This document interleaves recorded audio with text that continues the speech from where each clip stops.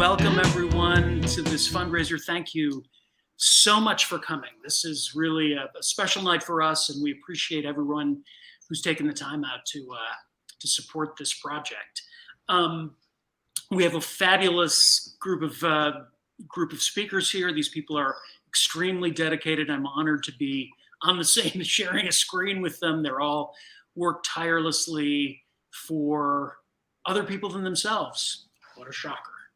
So welcome everyone. And I just wanted to say real quick, a few years back when I first, before I started working on this, before I started this journey, if you would have asked me if I was going to spend a significant amount of my time in the future in Seadrift, Texas, I would have said, where in God's name is Seadrift, Texas? And I can tell you now that it is a small fishing community about halfway between Galveston and Corpus Christi, and it's an extraordinary place. I've been there 6 times for extended periods, shot for 30 days, and I have been devoured by mosquitoes, and I have waded in plastic pellet-filled bogs, literally 6 feet from an alligator, with Diane saying, "Watch out for the water moccasins," and and Uriah and I, who's our technical director, witnessed the Formosa flare, which is where they flare off their chemicals at night, and we were literally 30 miles away when this flare went off, and it lit up the entire landscape around us like it was day. Just so much volatile chemicals coming out of that plant. We've also seen the beautiful side of Seadrift. It's just a wonderful place. Wildlife abounds there. There's birds. The skies are extraordinary, and the waters are very pretty. But mostly it's about the resilient people that we've met down there. Diane, of course, who gets in that battered truck and goes out and fights every day. There's also the shrimpers, Mauricio Blanco, who's out there, scrounging for shrimp and, surviving, barely surviving. There's Terrence Courtney from the Federation of Southern Cooperatives, who's organizing these shrimpers. There's Kinu Gundu, who hopefully will join us tonight. I think she had her power out, but she's a very close friend of Diane's. And of course, there's Ann Wright and Jeffrey and Jody here, who I'm just very honored to meet. So one last thing I want to say is, in all of these people that we've met throughout this project, there's a great David and Goliath story.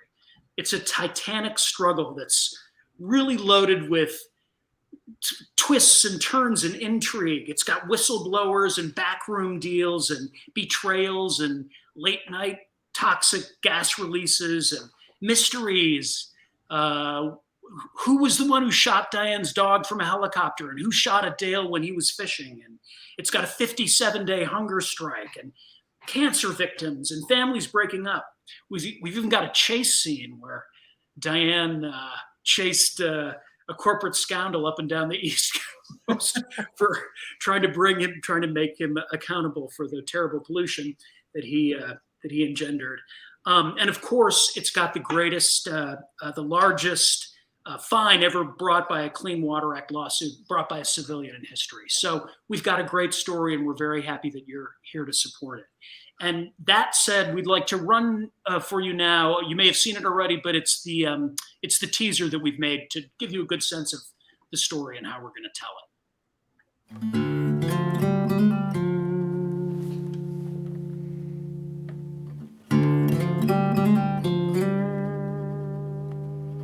This used to be Junior Helms's fish house. And you see, it's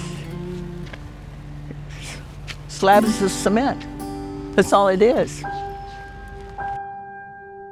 It used to be you could shrimp from August 15th into November and December.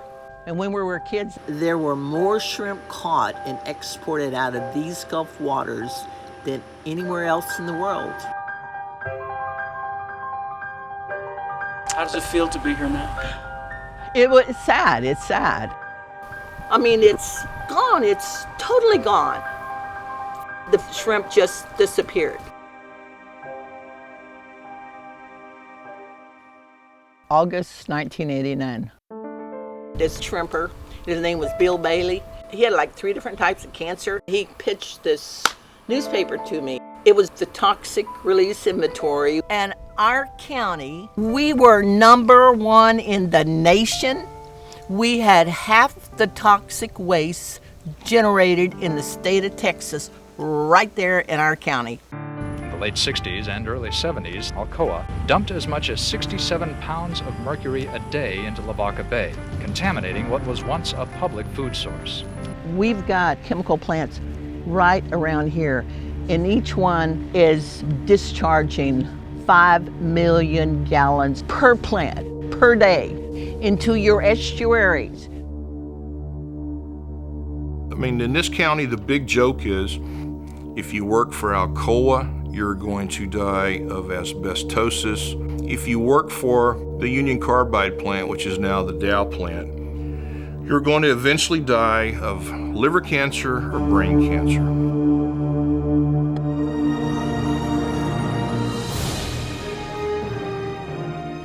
FPG today employs over 110,000 people. The group is capitalized at $21 billion US, owns nearly $103 billion US in assets.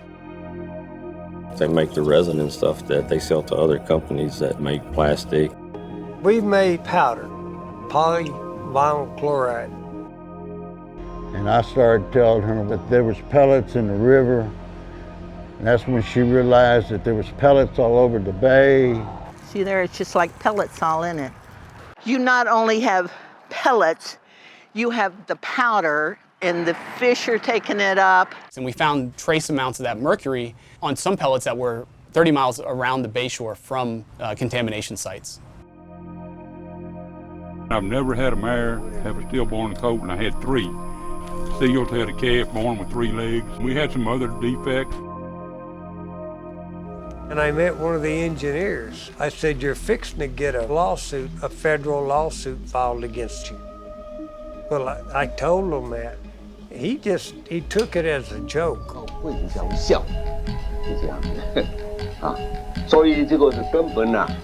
I was outraged, and so I decided I was going to do something. We filed the lawsuit, and I'm like, they're not going to get the bay. They're not going to get the bay. I've been an environmental lawyer for a lot of years, and I've never had a case like this. It's citizen-collected evidence. And from there, things just escalated. See for most of the plastic coming by to check on us? North side. Taking pictures. They don't have to drag us out of here.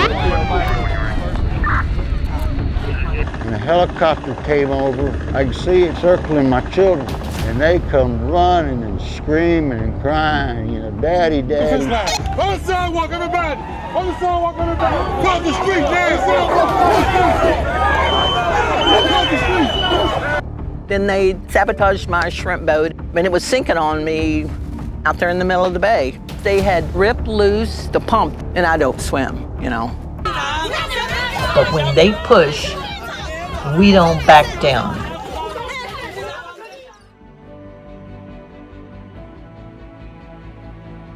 There was like 1,000 violations in Cox's Creek, 700 in Lavaca Bay. Most clean water suits, what you get in penalties, it's $200,000.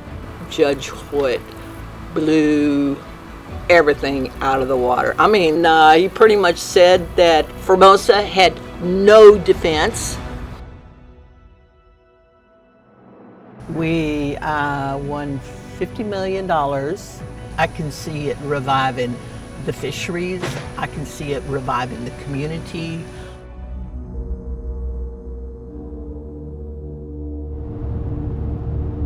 But in this town, it's always 1 step forward and 2 steps back.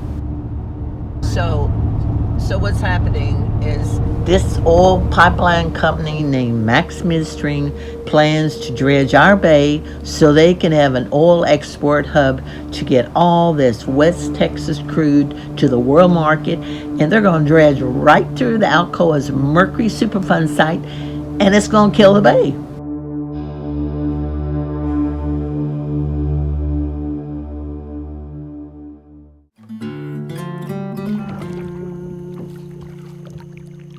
I'm not afraid. I'm really not afraid. And so there ain't nothing they can do to me that would make me stop. As a matter of fact, the more they try, the more stubborn I get about it.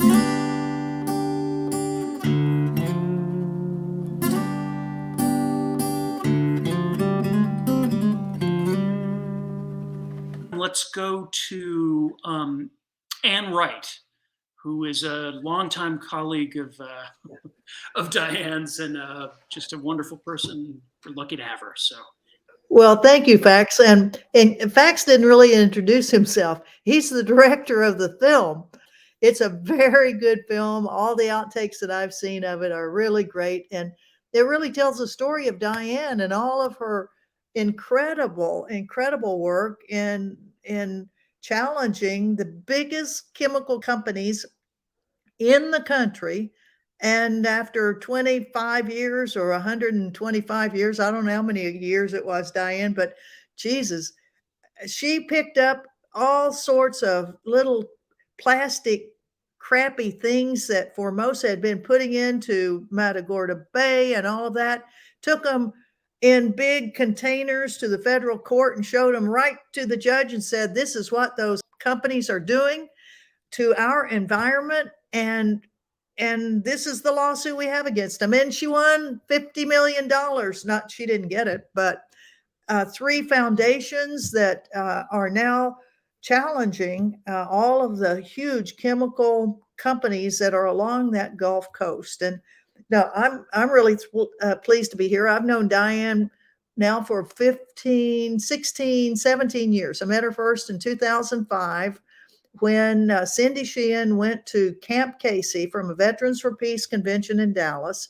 And here was this wild woman in a red pickup truck that was down there on the very first night, stayed the night with Cindy and was there ever since. And then I started learning about what she had been doing all of these years and challenging all of these companies. And not only had she been doing that, but she'd been doing a lot of anti-war work before I started in, because I used to be in the military and then I was a diplomat and then I resigned over the Iraq War in 2003. But she, and as you'll hear from Jody Evans in just a few minutes, Diane had been really working hard on trying to prevent wars. And, this whole idea of having a documentary that tells us about a woman who really does, put the action where her mouth is. And she just doesn't sit there and talk about things. She does some crazy actions to get attention to whatever issue it is. And that's what this documentary is all about, how we as citizens have the capability of doing some extraordinary things if we'll just go ahead and do them. So we want you to help us produce this extraordinary documentary that Fax and all of his team have been filming over the last 2 years. So there's a donate button right there on the side of your screen. And, it doesn't matter how much. Well, yeah, it does matter how much. We'd love for you to donate lots, but, we are peace activists, so we don't have much money. So whatever you can donate is really helpful to keep this movie going so that we can get it to completion, get it through the editing process, and getting out to the rest of the world, because this story of Diane is really, really important. And Diane and I have been together on a lot of different adventures. And the last one was in Galveston, Texas, when Diane was on a 30-day hunger strike. And she does do a lot of hunger strikes. Well, she was on a 30-day one. And it was this was to try to stop the dredging of Matagorda Bay, her bay that has a mercury Superfund site. And the Army Corps of Engineers was giving a permit to have dredging go through there so they could bring a big oil tankers in to take the Permian Basin oil out. So Diane said, come on down here. We're going to sit in front of the Army Corps of Engineers. We're going to stop the traffic and we might get arrested. Well, sure enough, we did. And that was one of the great things here. And I think we have a little clip of some of that arrest right now. Yeah, and I just want to say that this was Diane's 37th day of being on a hunger strike when this scene happened. So.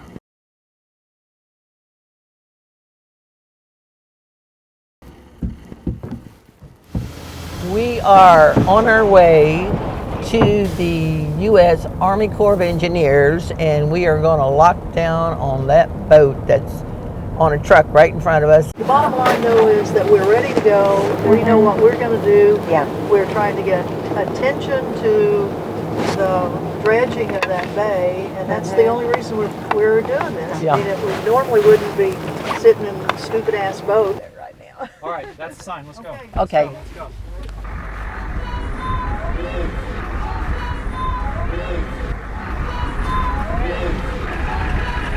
And let me get in the...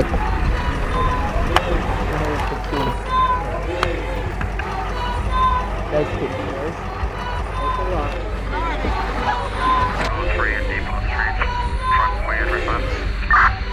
I am locked down on the trailer of this skiff, and we are... They're going to have to drag us out of here. This gathering is now unlawful. Please exit the roadway immediately.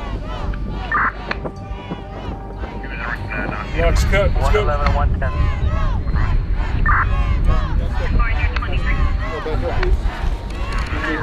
At this point, everybody.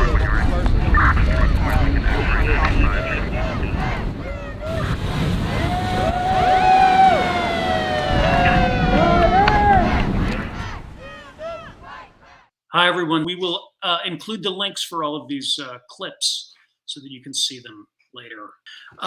Okay, so next we should, Jody, are you prepared? There we go. Hi, Fax. Thank you. I'd love to talk about Diane. I met the brilliant and inimitable Diane Wilson at Bioneers in the 90s. She had been invited to share her story of being a change maker for the planet, of, sinking her shrimp boat on top of the toxic waste dump of Alcoa.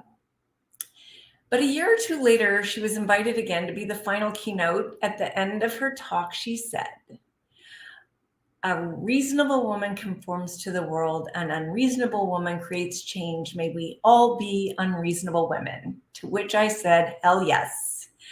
And minutes later, Nina Simons, the co-founder of Bioneers, and I were plotting how to bring together some unreasonable women to conspire to create some radical change in what we thought were distressing times. Little did we know. The unreasonable women met months later, 35 of us, and Diane led the conversation. She was relentless about the needs of the Texas Gulf and that nothing else mattered. The plan was to go naked in Houston at the Gulf and say, we're not indecent. What you're doing to the Texas Gulf and to the water is indecent. So we left, calling code Hot Pink for the planet. And just a few months later, Diane was called on by the hunger strikers in India to take over their hunger strike because they were going to the hospital on their day 22. Now, this hunger strike was a tactic to stop the Indian government from reducing the felony that was on about Bhopal to a misdemeanor for Dow Chemical. So Diane called on the unreasonable women, and we came to sit with her in the back of her truck in the hot Texas sun outside of Dow Chemical. Diane has big ideas. She has a don't say no attitude, and she brought all of these busy, focused, unreasonable women to sit with her in the back of her truck. Diane leads like nobody's business, and it's all about the people. It's all about the harm of the corporations. She never moves away from what is most urgent, what is most real, or the facts. She's unmovable when she knows something and has the capacity to see through bullshit like no one I've ever met, and writes a pretty good runner-up. Remember when I said little did we know? Well, we thought it was bad then. We are up against so much now, and less people are engaging. We need Diane's story to be told. We need the clarity of commitment and determination, the courage, the ability to make fools out of those in power, to be the story young people are seeing and hearing.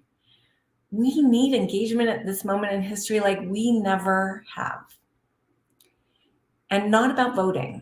Of course, we all need to vote, but about the violence and abuse that happens all day, every day to people and planet. Please, please, please support this film. The Earth needs Diane's story to be told. She has done the real work to affect change, something that is too rare. You know, people get distracted, they get co-opted, they get diverted, they get exhausted. Diane doesn't. I think it's her love of people and planet that keep her young and vital and fierce and unstoppable. But we need to be reminded of that power of love. Those who are distressed want to feel like they can make a difference. They want to know how to. They want to know that leadership has done it. They want to know that people have reached for the impossible and made it happen. So please, please, please, please support this film. And please support the team that has done the hard work, what I call the almost impossible work of making a documentary. I know I'm a documentary filmmaker, and it is people who fund the real and good stories. Please be one of them.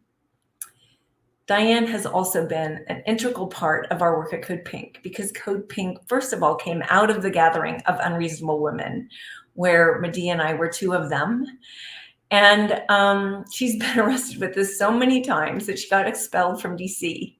Not that it stopped her, but I'm going to leave it to my partner in peace, Medea Benjamin, the other co-founder of Code Pink, to share more about those adventures. Peace and love. Please give. Hi, my name is Medea Benjamin, and I'm here to talk about Diane Wilson because I love to talk about Diane Wilson. It brings a smile to my face and a joy to my heart because she's the one of the most unique creatures on this earth.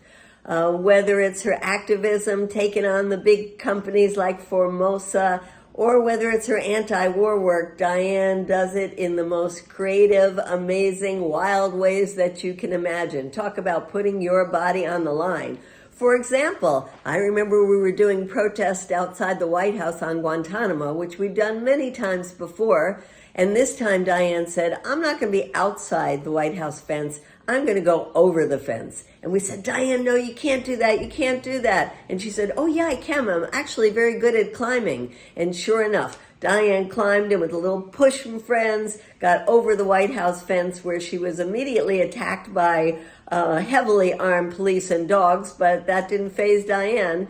I remember seeing her in at the UN where we were protesting the war in Iraq. And she climbed up on the UN fence, and the police all came and said, okay, get down, get down. And she said, no, I'm up here. I'm perching up here. And they came back later and they said to us, you know, come on, can't you tell her to get down? And we said, you can't tell Diane anything. And then they said, finally she agreed to come down, and they said, come on down, sweetheart. And she comes down and she dusts herself off and she says, I ain't no sweetheart. But you know, Diane is a sweetheart. She's a wonderful, loving person. And that's why this movie has to be made, because more and more people need to know about Diane Wilson, especially young people who will be inspired by her courage, by her ferocity, by her audaciousness, and by her lovingness. She is a sweetheart. Yay! Well, what two great testimonials by two of Diane's oldest friends in at least the Code Pink world.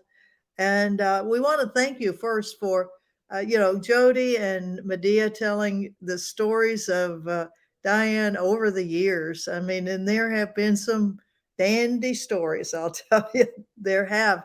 And we want to thank you all who are already contributing to this documentary that will be a real epic documentary to show what citizen activism is all about. So we would encourage you to, put in $10 more, $50 more, whatever you may have.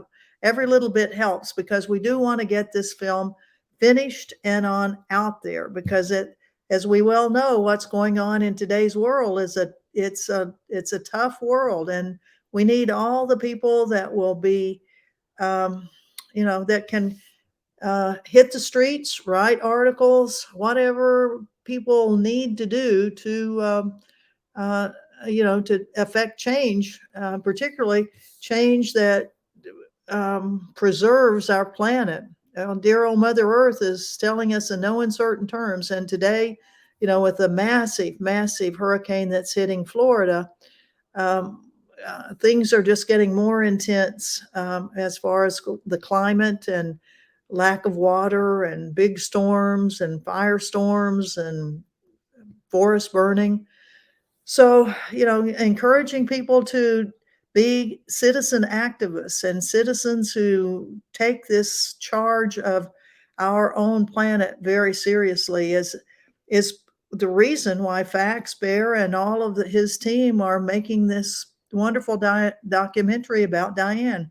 Now, one of the people that had intended to be with us today, but she's having electrical problems here in Houston, Texas, is Kinu Gundu, who is an old friend of Diane's. And I'm just going to take a quick moment to explain why she wanted to be here, because she and Diane were working for years on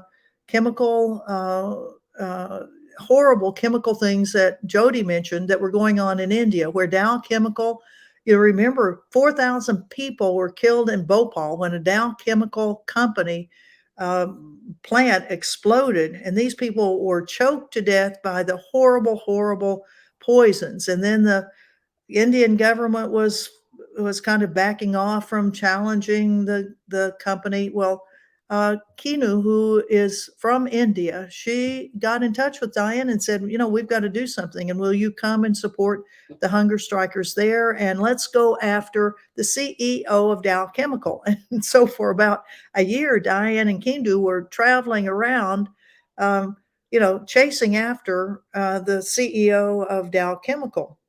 Well, another part of this is that Diane also, in one of her major exploits, she climbed up a big chemical tower in Seadrift that was owned by Dow Chemical. She dressed up as a work person and hitchhiked in and climbed this giant chemical tower, and then held up, a sign that said, Dow Chemical kills people and all that. Well, and she chained herself to the top of the tower. Well, Dow Chemical was a little bit scared of this crazy woman that climbed all the way up there, chained her up. And so they had to have a special crane. The guys were too scared of her to climb up there and say, what are you doing? Take some chain cutters and cut her off. No, they didn't do that. They hired a special crane to come up and go get her.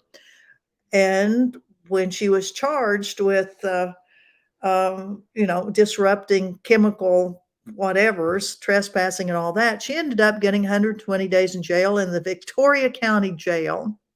And while she was there, she said, I'm going to go on a hunger strike. And we all said, oh, Diane, don't do that. Jail's bad enough, but on a hunger strike, that's terrible. Why don't you just write down the things that are happening? Why are these other women that are in the same jail cell, why are they there? And so she started writing down all of the terrible things that were happening to these women and how they were getting picked up, thrown in jail, the treatment in jail. And here was a manifesto that she actually wrote out.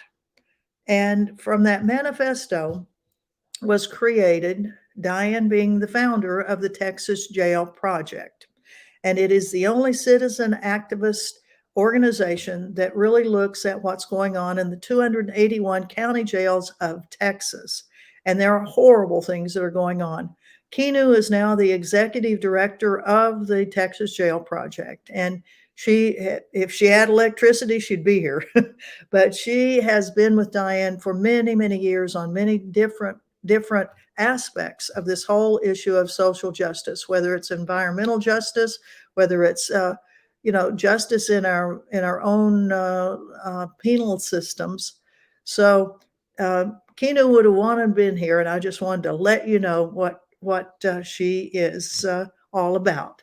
I want to introduce next Jeffrey, who is one of the great environmental activists that we have in all of Texas. He's actually, I think, down in Port Arthur, Texas right now with a large group of people who are really putting the heavy hand on the federal government for better regulation of environmental issues. And Jeffrey, we're so glad that you are with us, and please go from here. Thank you so much, Anne. It's truly not only an honor to be here tonight, but I'm honestly pinching myself, thinking that here I am on the Texas Gulf Coast at this event speaking for Diane Wilson and with you, Anne and Jody, and it truly is humbling. The reason why I'm here is because Texas, the Gulf, the planet is under attack. And Diane Wilson is not only on the front lines, but is willing to do whatever it takes to keep the dirty, shady oil and gas companies who would put their profits above the very sustenance of the people on the planet above all else. This film, this documentary film, is not just about Diane Wilson. This documentary film is really about the story of whether or not we continue to survive the way that we have on this planet for generations and generations. Because make no mistake about it, big oil and gas corporations would fry the planet before they would admit that continuing to make record profits, which they continue to do, is paramount.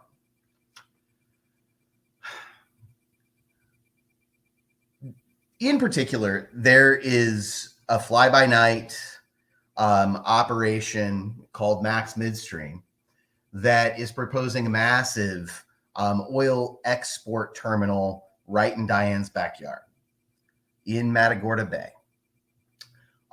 Max Midstream is in cahoots with government officials to dig up a mercury-laden Superfund site that is directly attributable to another greedy corporation. And telling Diane's story is telling the story of surviving climate destruction. And as I've been thinking about all of this over the course of the last few days, here on the coast, I can't tell you how many times I've been on the coast in the last few years. I've been thinking about whose stories get told. And in my world, Diane Wilson is a legend. Diane Wilson is representative of everything that environmental activists, that climate activists aspire to be. Last year, when Diane started her nearly 40-day hunger strike, my colleagues and I decided we would join her for a day. And it was hard. And then we decided every week we'd do one day, and it continued to be hard. And yet Diane persisted. And while I understand that not every legend's story gets told, the fact of the matter is that this is a story that not only deserves to be told, but must be told. And we're not asking people here tonight to just give money. What we're asking people to do is to make a statement. We're asking people to make a statement that a woman who is willing and ready to put her life, to put her body, to put her future on the line for the future of all the rest of us is a story worth telling. It is a statement we are ready to make. And that's why we're asking you to make this documentary happen. Donate what you can. We need Diane's story to be told. The planet needs Diane's story to be told. The future generations who are going to inherit our legacy need Diane's story to be told. A couple months ago, it was very much in question as to whether or not there were going to be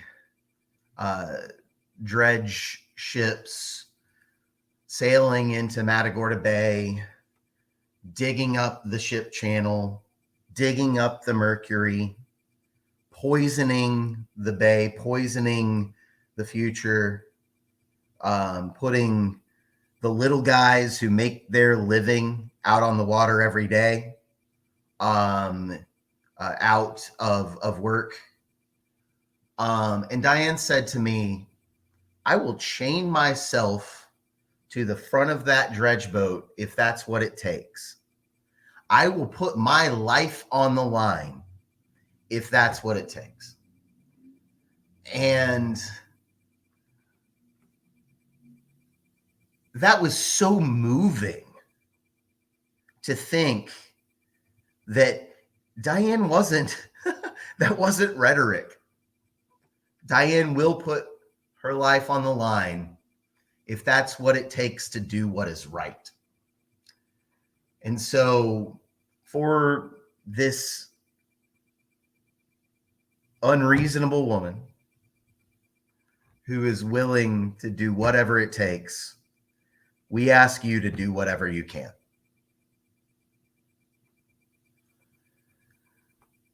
So I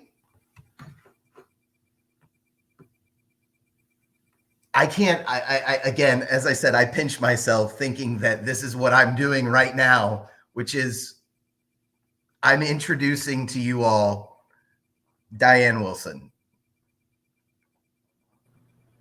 Thank you, and please donate.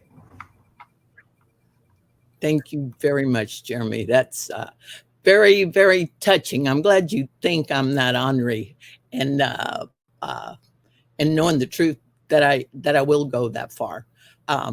For the last 33 years, I have been fighting for these bays with everything I possessed, and more often with stuff that I didn't even know that I possessed. And a lot of people always they always ask me, is like, why do you do it? Where does it come from? And I want you to know, most people generally think it's fame or money. I mean, that's the first thing out of their mouths is, you know, like a woman on a shrimp boat. That's what she wants. She wants fame.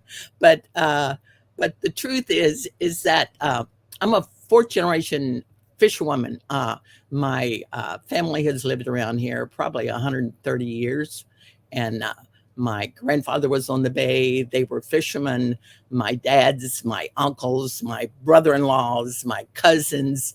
And when I was a little girl, where you would go to, the center of our community was the bay. You would go to the bay, to the boats, to the fishermen, and you would see all the boats coming in. You would see their catches. And what was real interesting for me when I was like 5 years old and down the bay is I could see this old woman, and she was this old woman. She was always there. And the thing with it is she really liked me. And she liked when I came down to the Bay. And, so this happened all the time. And it was when I was much older, I realized that old woman was the Bay, and I, for years, had been having a vision. So to me, she's real, she's family, and it's like I will do anything. I am very determined. They are not going to harm our home, our family, and I know I've always said this is one of my favorite logo is there's a time when the home needs protecting, the line needs drawing, and anybody that dares cross it acts at their own peril. And I say, not on my watch. And it should be is not on any of our watches, because the thing that is a lot of times when I would go to places, like the time I used to go to Bioneers, it was I would have women come up to me and say, I want to do this, but I don't know how. I don't have people. I don't have money. I don't have an organization. I don't have a budget. I don't I don't know what to do. And I always tell them, it's like when I began, it's like I was nobody. I had no money. I had no support. I had no degree. I had no biology, no doctorate of anything. I was a high school graduate. I am not a natural speaker. I am not a natural leader.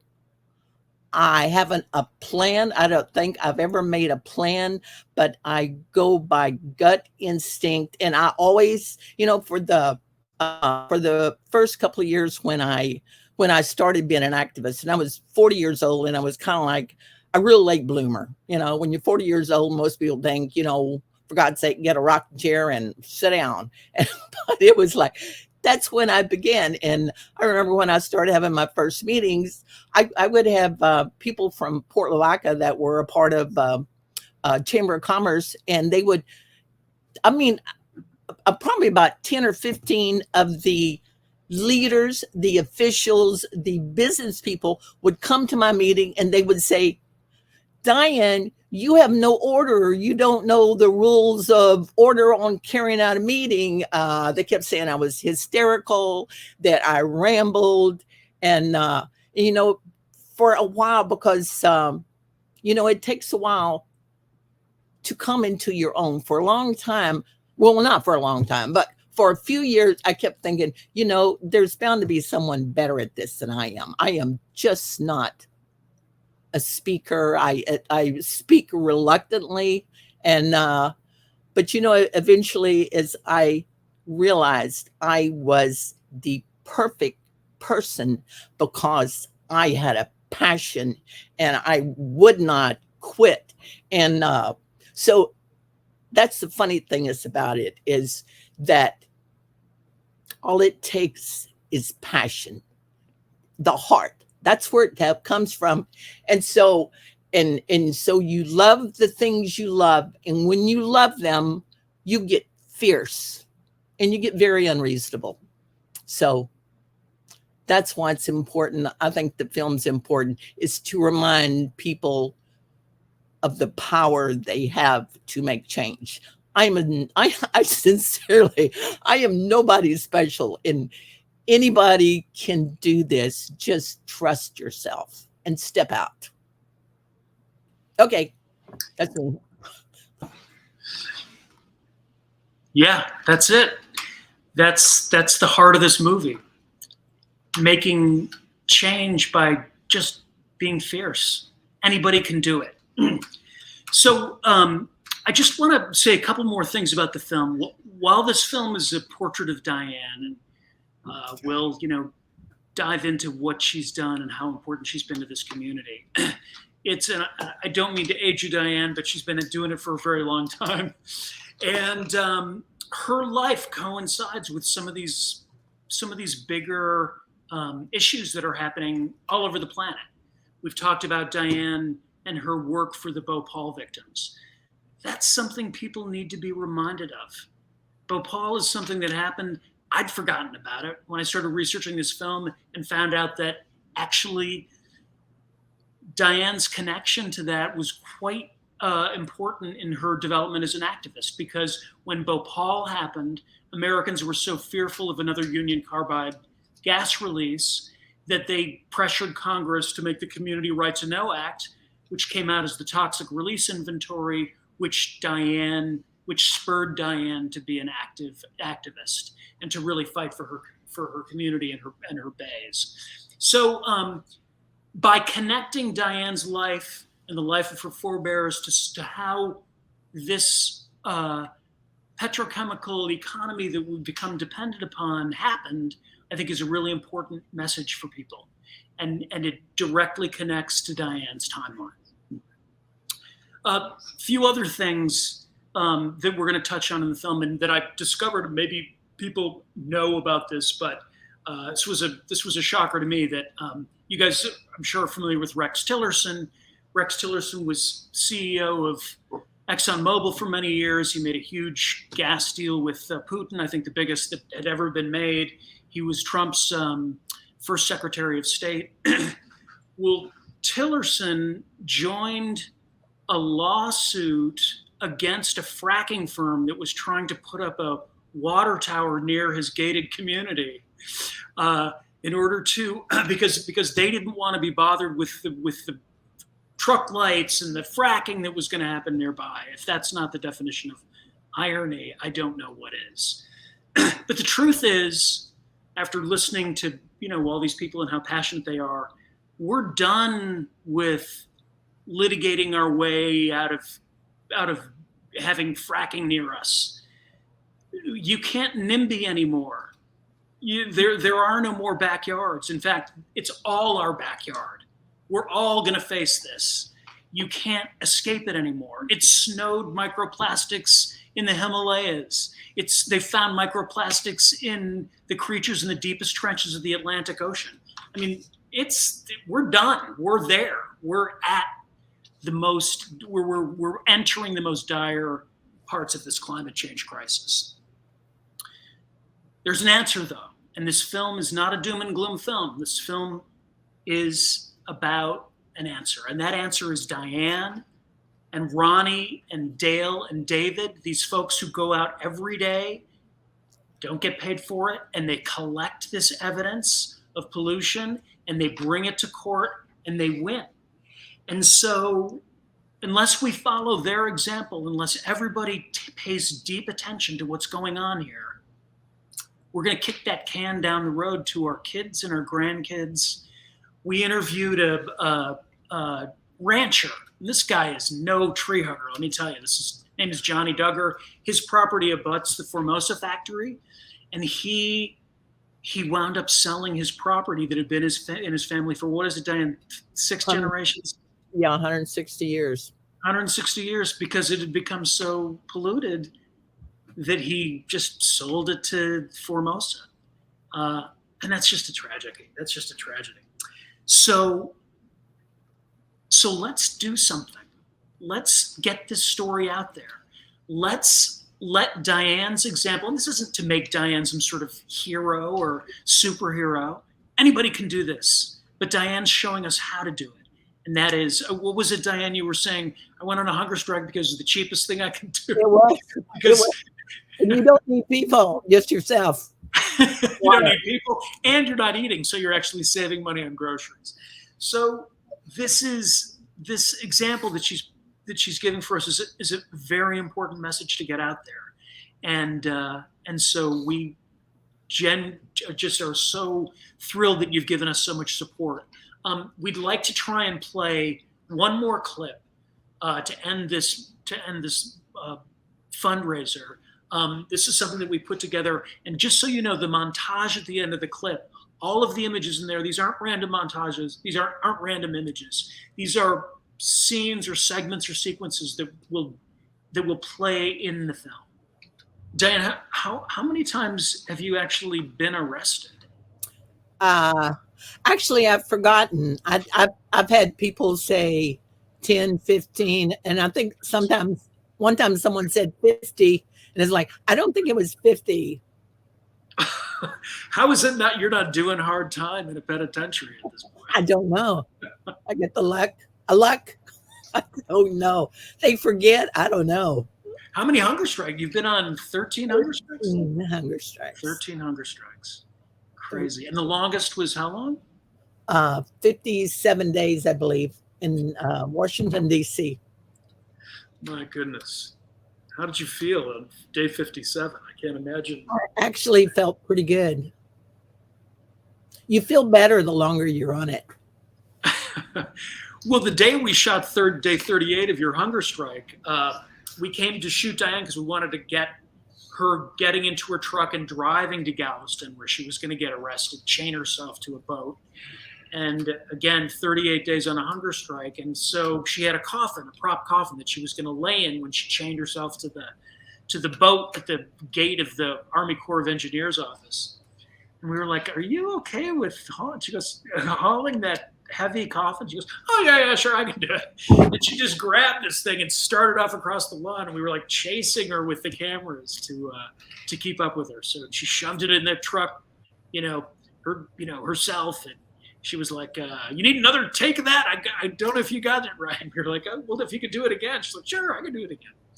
So this is a very strong and unreasonable woman. Okay, so I think we're ready to show the clip. So let's run this last clip.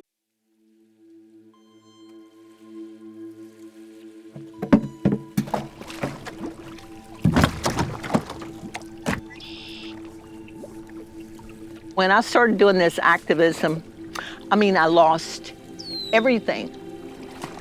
I lost my boat. I lost my job at the fish house.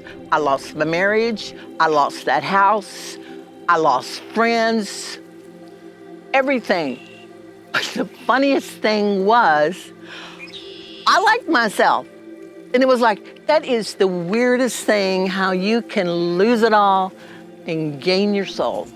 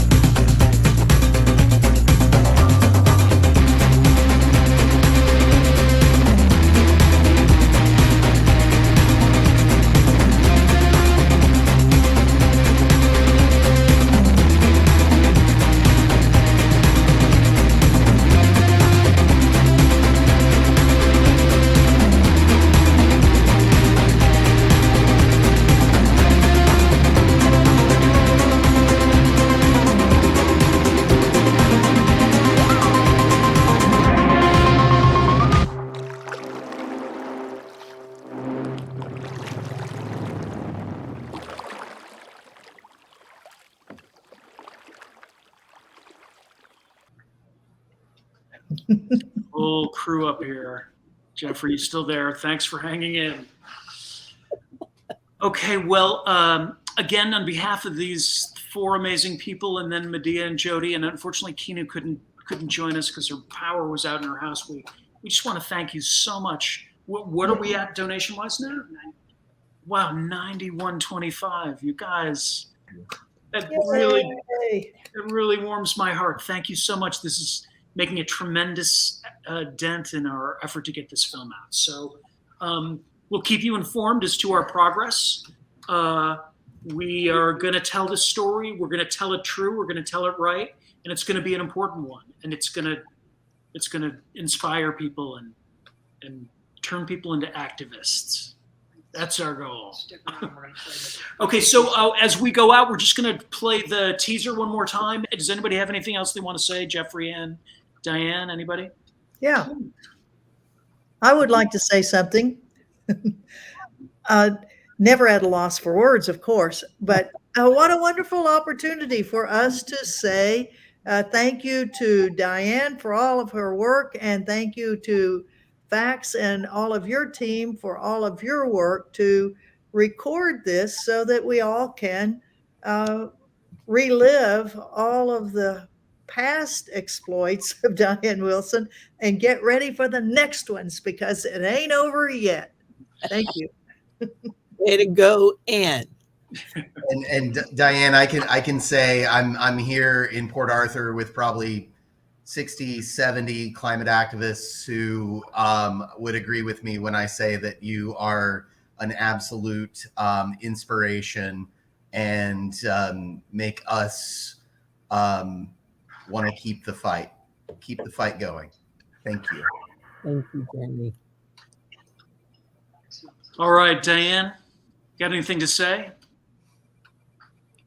I'm at a loss for words for what the people that show up and know the words they speak up. You know, when I was a kid, my dad always said, don't blow your horns. always a little bit very uncomfortable hearing such amazing and generous words. I appreciate it. We love you. We love you, and we love our planet. We're going to fight for it.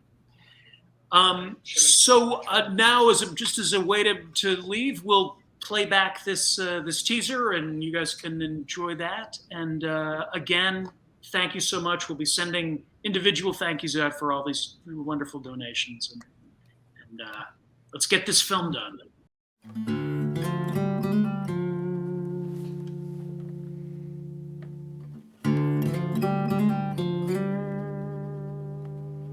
This used to be Junior Helms's fish house. And you see it's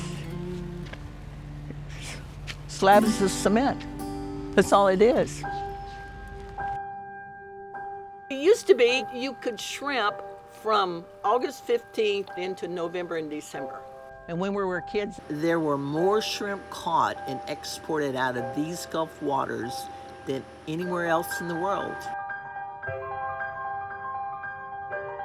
How does it feel to be here now? It's sad. It's sad. I mean, it's gone. It's totally gone. The shrimp just disappeared.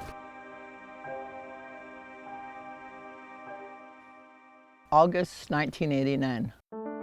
This shrimper, his name was Bill Bailey. He had like 3 different types of cancer. He pitched this newspaper to me. It was the toxic release inventory. And our county, we were #1 in the nation. We had half the toxic waste generated in the state of Texas right there in our county. In the late 60s and early 70s, Alcoa dumped as much as 67 pounds of mercury a day into Lavaca Bay, contaminating what was once a public food source. We've got chemical plants right around here, and each one is discharging 5 million gallons per plant per day into your estuaries. I mean, in this county, the big joke is if you work for Alcoa, you're going to die of asbestosis. If you work for the Union Carbide plant, which is now the Dow plant, you're going to eventually die of liver cancer or brain cancer.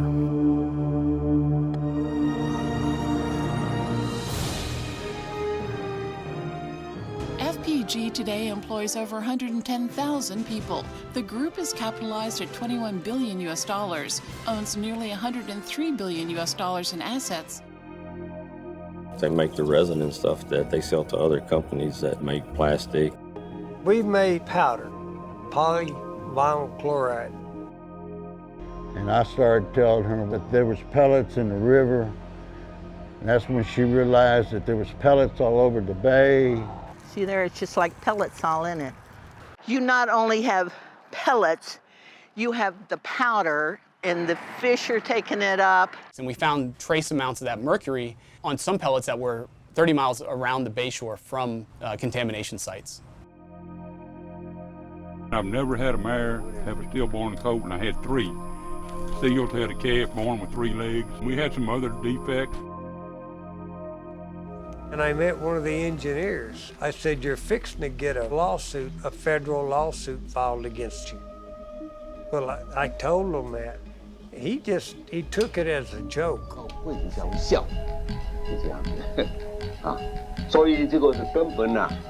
I was outraged, and so I decided I was going to do something.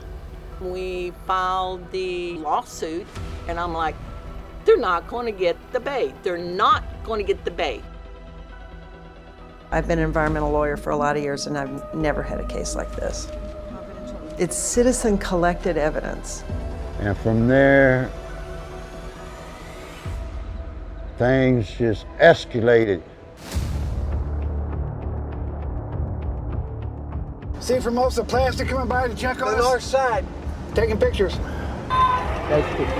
don't have to drag us out of here. And a helicopter came over. I could see it circling my children. And they come running and screaming and crying, you know, Daddy, Daddy. On the sidewalk, everybody! On the sidewalk, everybody! Cross the street, man!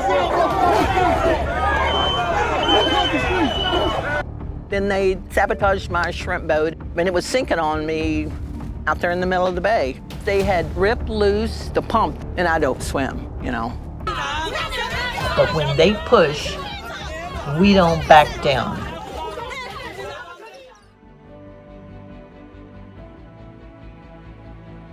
There was like 1,000 violations in Cox's Creek, 700 in Lavaca Bay. Most clean water suits, what you get in penalties is $200,000. Judge Hoyt blew everything out of the water. I mean, he pretty much said that Formosa had no defense. We won $50 million. I can see it reviving the fisheries. I can see it reviving the community.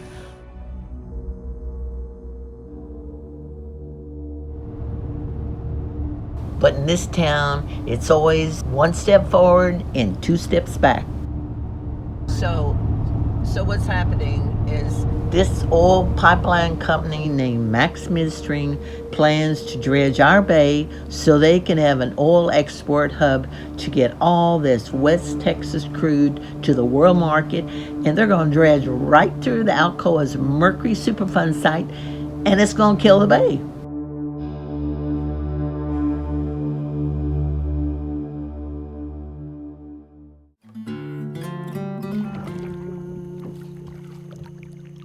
I'm not afraid. I'm really not afraid. And so there is nothing they can do to me that would make me stop. As a matter of fact, the more they try, the more stubborn I get about it.